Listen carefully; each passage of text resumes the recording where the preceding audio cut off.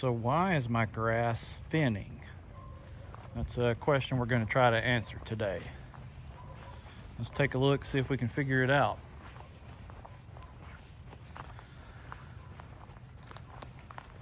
So this is the area we're talking about here. This is a part of a lawn. I wouldn't even call this thinning. I would just call this dead grass. There's just no grass left at all right here. Well, let's figure it out. So the first thing that I notice is that there is a dip right here. There's a natural flow of water. So look, there's even a path right there for water to flow through with heavy rains. So can you get grass to grow right here? Well, maybe in the summers when we're not having as much rain, we can get some grass to grow right here, but it's never going to be thick. So one question is, why is this grass not doing as well as that over there? Well, you know, we've got the water flow issue here, but when you're trying to figure out a problem with the grass, don't just look down. So you want to look up, you want to look around. So check the environmental conditions of the area. So the issue might not just be the grass, the issue might be the environmental conditions surrounding the area causing it to thin out. So we've got a lot of trees here. It's throwing a lot of shade in this particular area. So this is zoysia grass. Zoysia is typically a more shade tolerant grass, but you still need about 4 hours of direct sunlight for this grass to thicken up. So look at this, we've got a lot of tree roots coming through here. So not only is it shade, but you know, we've got the tree roots themselves that are going to pull in the water, pull in the nutrients before the grass is able to get it. So we've identified the problem in this area. The biggest issue here is water runoff and shade. So why is this area good? You know, this area looks great. It's dormant. It's supposed to be dormant. Well, again, let's look up. We're getting a lot of sunlight right here. So this area right here gets enough sunlight. This gets at least 4 hours of direct sunlight, if not more. Okay, what about these strips coming down the driveway right here? Why is this grass thinning out? You got good looking zoysia grass here.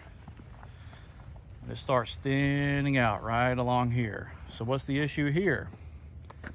Again, more trees, a lot of shade here.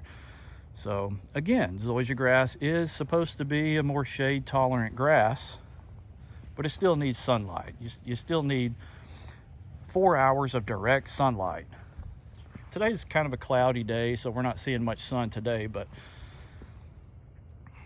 direct sunlight is different from filtered sunlight. This yard gets a lot of filtered sunlight, but that's sunlight shining through the trees.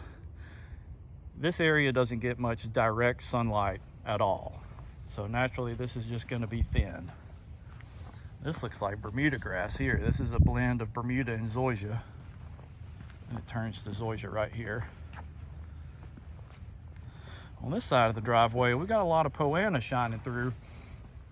So there was a fall pre-emergent put on this yard.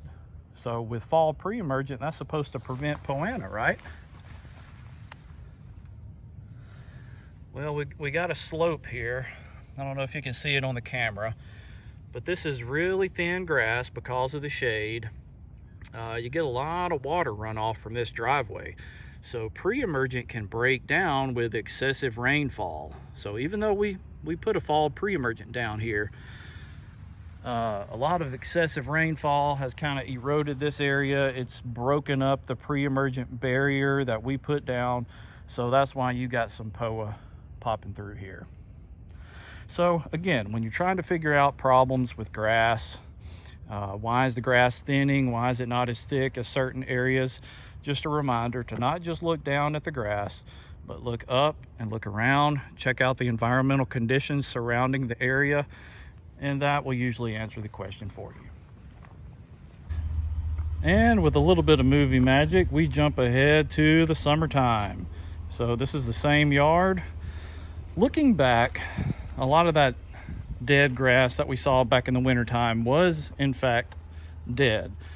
This area here never came back, but let's take a look at what kind of soil we have here. As you can see, there's a lot of gravel on the ground here, so not much room for grass roots to grow deep.